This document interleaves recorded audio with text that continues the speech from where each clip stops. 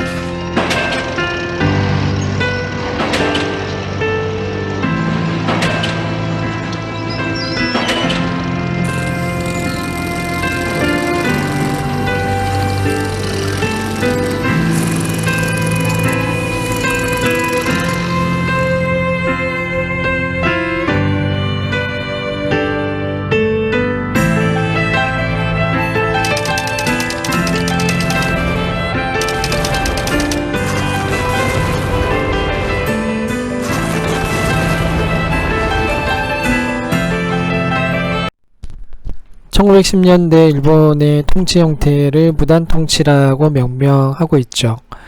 무단통치라고 하는 것은 무단지각, 무단결석과 같이 근거 없이 막 하는 행동의 통치를 이야기를 하는 것은 아니고요.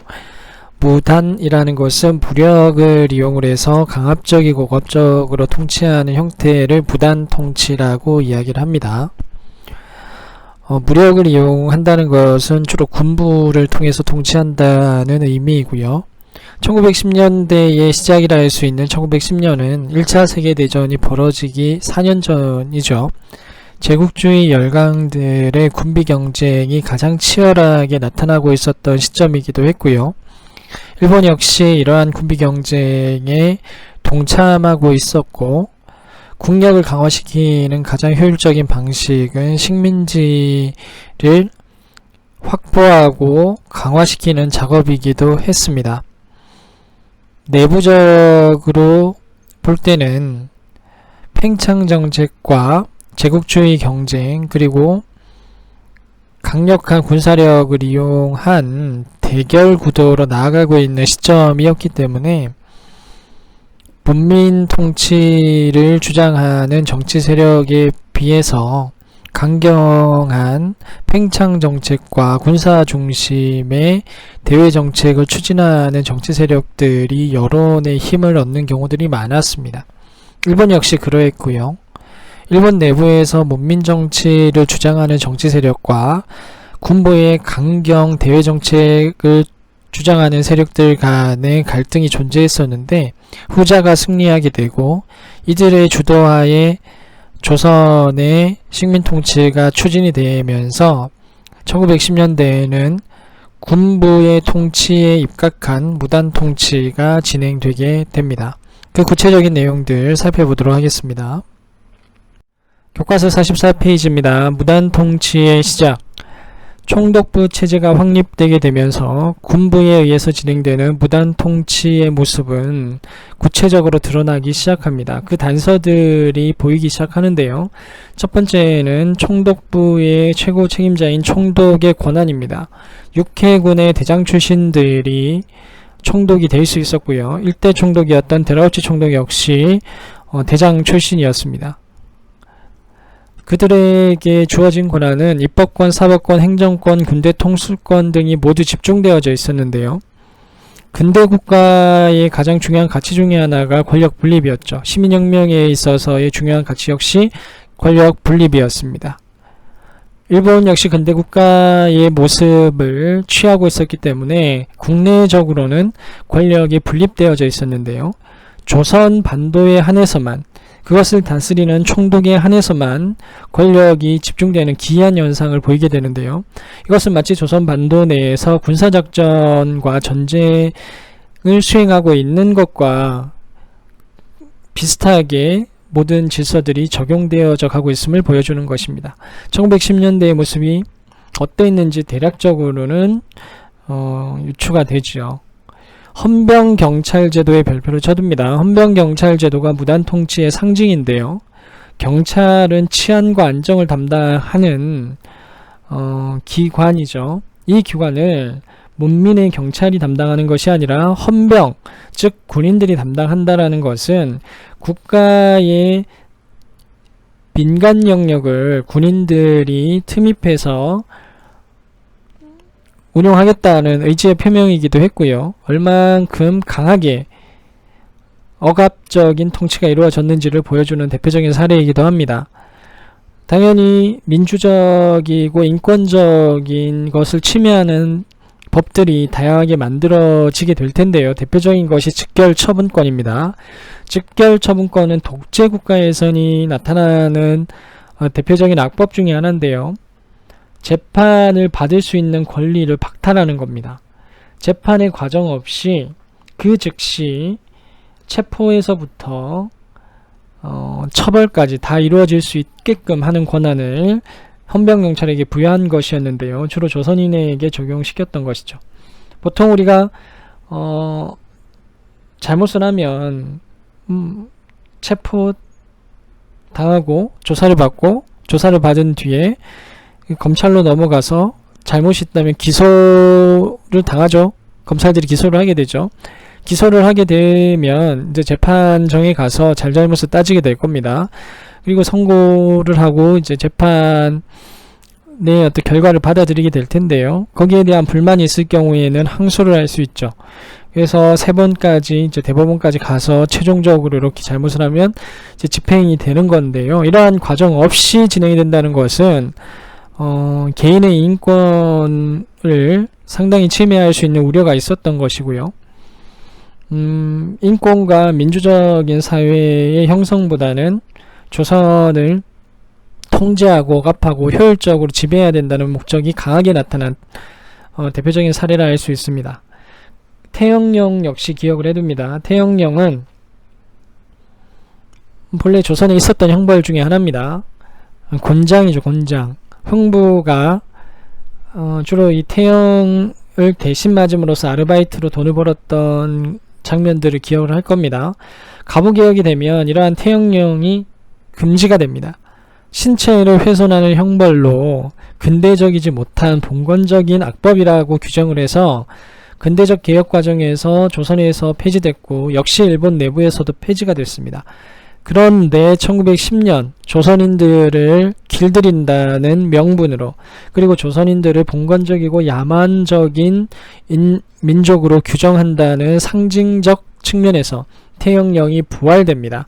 대표적인 1910년대를 알 수 있는 악법이죠.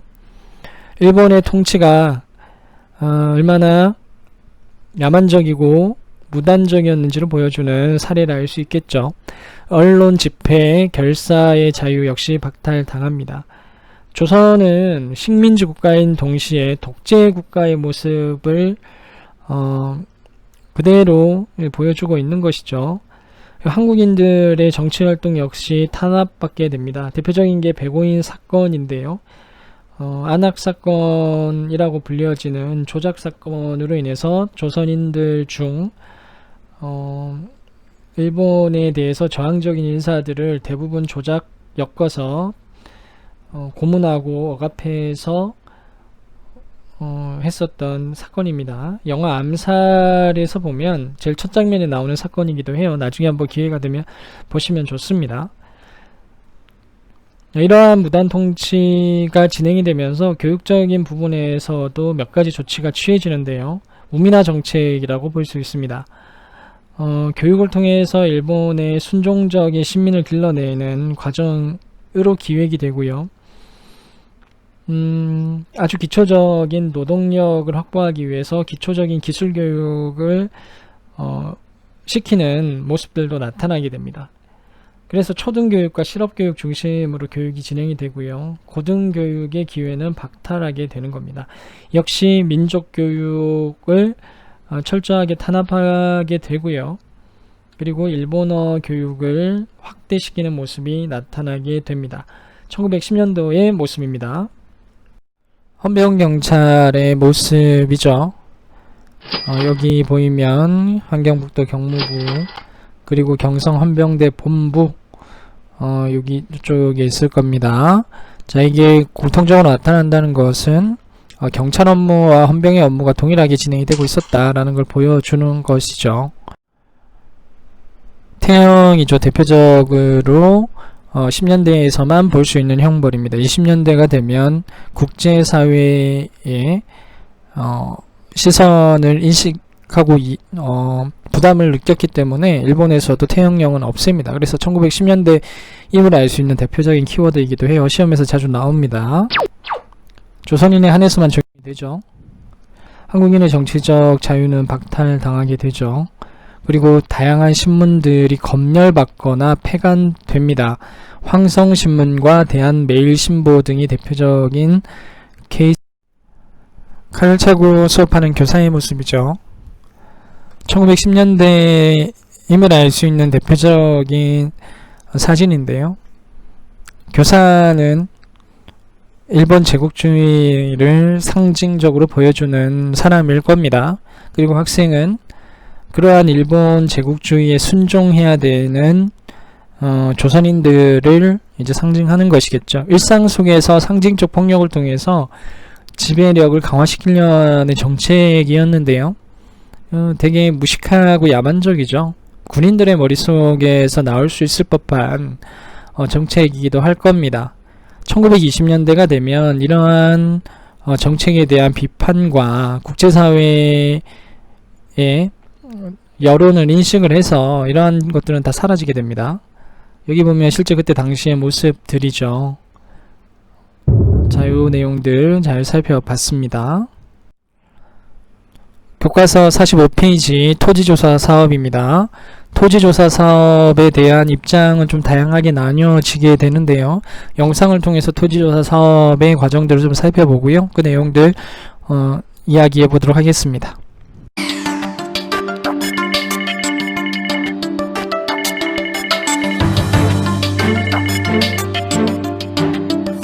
독립운동 도와주는 데인가요? 주식을 사고 파는 거. 들어본 적이 없는데. 저희 역사를 안 배워요. 토지조사에서 땅 뺏는 거. 한국 땅을 막 맘대로 착취?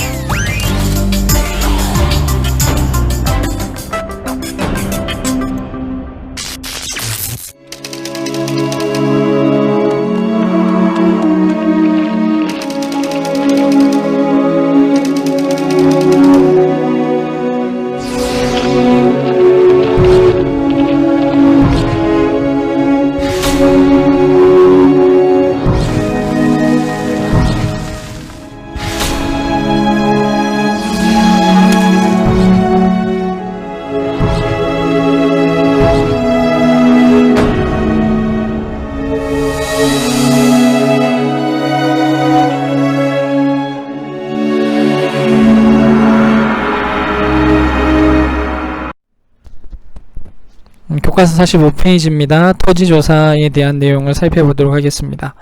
토지조사를 시행했던 명분은 토지 소유권을 정리하고 근대적 토지 소유 제도를 확립한다는 것이었습니다. 조선은 근대사회로 전환하기 위해서 토지 소유권을 정리할 필요가 있었죠. 그래서 광무개혁 시기에 양전사업과 지계발급 사업을 통해서 이러한 과정들이 순차적으로 진행이 됐었는데요. 러일전쟁이 일어나게 되면서 제대로 진행이 되지 못했죠. 필요한 사업이었습니다. 필요한 사업이었기 때문에 일본에 의해서 진행된 토지조사 사업은 나름의 소유권과 토지제도의 확립이라는 긍정적인 모습으로 나타나게 되었는데요. 문제는 그것이 실질적으로 진행되는 과정에서 나타났던 문제들이었습니다. 총독부가 이 사업을 진행했었던 이유는 조선 내부의 소유권을 안정적으로 인정해주고 조선의 근대적 토지 소유 제도를 통해서 자본주의적 발전의 토대를 마련해주는 것이 1차 목적이었다라기보다는 오히려 총독부의 통치 기초자료를 마련을 해서 안정적인 세금원을 확보를 하고 주인이 불분명하거나 인정이 되지 않는 땅을 환수해서 총독부의 운영자금, 재정 확보를 통한 통치 자금 마련이 더 큰 목적이었다고 할 수 있습니다. 그 절차를 살펴보면 좀 더 명확해지는데요. 우선은 토지 소유자가 직접 자신의 토지 소유임을 신고했어야 됐고요. 그것은 직접적으로 본인 스스로가 증명해내야 됐습니다. 증명하지 못하거나 신고를 하지 않을 경우에는 그 토지는 총독부로 환수되었었는데요. 다양한 이유로 환수되는 과정들이 나타나게 됩니다. 물론 토지 소유자들, 특히 지주들은 자신의 재산을 보호하기 위해서 절차가 복잡하고 증거 신고주의라는 까다로운 과정이 있지만 꽤 많은 지주들이 자신의 땅을 확보하게 됩니다. 다만 이제 일본의 이러한 식민지의 기초 사업들에 대해서 부정적이고 저항적인 인식을 가지고 있었던 소수의 양반 계층들이나 독립운동가들, 그들은 이제 많은 토지를 잃게 되는 경우들이 있었고요. 실제로는 조선의 공통 소유의 토지들이 꽤 많았습니다. 마을이라든지 가문, 문중의 공유주들이 꽤 많았었고요. 토지에 있어서 국가와 개인의 토지가 중복적으로 중첩되어져 있는 중복소유권의 형태도 나타나게 됩니다. 특히 황실이나 관청의 소유권 등도 그러한 케이스들이 많았는데요. 이러한 것들에 대해서 대부분 인정하지 않습니다. 인정받지 못하는 대다수의 땅은 총독부로 넘어가게 되는 것이죠. 더 큰 문제는 농민들이었는데요. 농민들 같은 경우에 자기 소유의 땅이 별로 없었을 겁니다. 대다수의 농민들은 대지주의 산하에서 소작을 받아서 경작을 하는 것이었는데요. 그래도 그나마 조선 농민들에게 아주 중요한 권한으로 부여되어져 있던 것이 경작권이라는 거였습니다. 경작권은 그 땅에 대해서 농사를 지을 수 있는 권한이었는데요. 소유주도 그 경작권을 함부로 침해할 수 없었습니다. 경작권이라고 하는 것은 그 땅에서 농사를 계약한 기간 동안 안정적으로 농사 지을 수 있는 권한이죠. 그리고 소작료도 마음대로 올릴 수 없었죠. 그래서 농민들을 보호해 줄 수 있는 이러한 조치들이 토지조사 사업과 법령 개정을 통해서 사라지게 됩니다. 당연히 농민들은 소작지에서 쫓겨나거나 높은 고액의 소작료를 지불하면서 더 나빠진 조건 속에서 농사를 지어야 되겠죠. 농민들에게는 토지조사 사업이 좋은 결과로 나타나지는 않았었던 겁니다. 이 결과를 살펴보면 총독부의 토지 소유는 상당히 늘어납니다. 하지만 조선 농민의 삶의 처우는 상대적으로 악화되는 모습으로 나타나게 되죠. 그래서 토지조사 사업이라는 것이 과연 누구를 위한 사업이었는가에 대한 의문을 품게 되었던 것이죠. 교과서 45페이지 하단부입니다. 식민지 수탈체제를 확립한다 라는 내용이 나올 텐데요. 토지조사 사업을 통해서 경제 시스템의 변화를 꾀하게 되죠. 그와 동시에 다양한 경제적인 분야의 법령들이 만들어지는데요. 대표적인 게 회사령입니다. 꼭 기억을 해둡니다. 회사를 설립할 때 총독의 허가를 받도록 한다. 허가가 핵심입니다. 회사라고 하는 것은 자본주의 사회에서 가장 중요한 기능을 하는 기관이기도 하죠. 이 회사를 만들 때 총독이 프리미엄을 줘서 뒷받침해 준다거나 아니면 핸디캡을 줘서 성장을 억제하는 과정들이 가능하도록 법령이 만들어지게 되는데요. 목적은 명백해 보입니다. 한국인들의 민족 자본의 성장을 억누르고 일본 자본이 조선에 진출하는 길을 터주는 것이었겠죠. 1920년대 회사령이 변화하게 되는 모습을 보면 그것은 조금 더 명확해집니다. 그래서 1910년대 허가 받도록 했다. 이 부분 잘 기억을 해둡니다. 내용들이고요. 동시에 산림업, 광산, 철도 분야에서도 다양한 법령이 제정이 되는데요. 이 역시 조선의 경제적 이권을 약탈하기 위한 목적의 법령 개편이었다라고 보는 것이 조금 더 합리적일 것입니다. 학습과제입니다. 외신 기자가 되었다고 가정을 하고요. 1910년대에 진행되는 일본의 식민 통치에 대해서 국제사회적 시각에서 볼 때 가장 문제가 되는 것은 어떤 것인가를 한번 생각해보는 시간을 가져볼 겁니다. 따로 활동지를 작성할 필요는 없고요. 제시된 구글의 설문지의 내용을 따라서 작성을 하시면 오늘 과제는 마무리되겠습니다. 그리고 심화된 내용은 추가적으로 진행할 친구들만 진행을 해주시면 될 것 같습니다. 오늘 수업 수고하셨습니다.